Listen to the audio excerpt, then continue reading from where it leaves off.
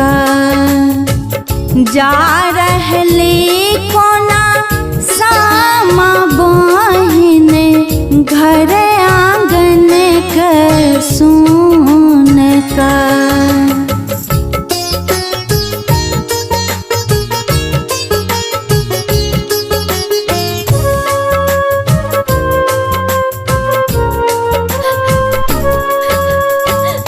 गौर मिलो सबे नौरे पोछो पौतिलिया न सजाए है।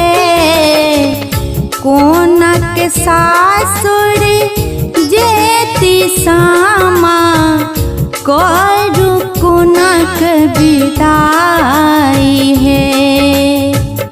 कोना के सासुर जेती सामा करू कोना के विदाई है।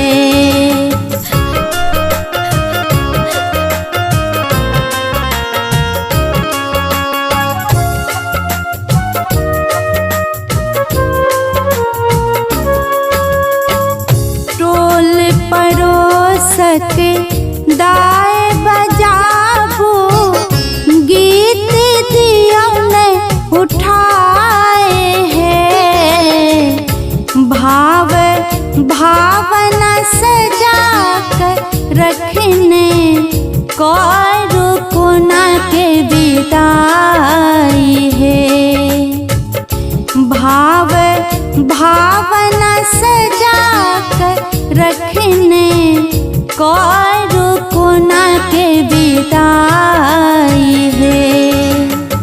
सब बहिना मिली खेल छलिए भौजी आंगन मिल जुल कर। जा रहले कोना सामा बहिन घर आंगन कर सुन का।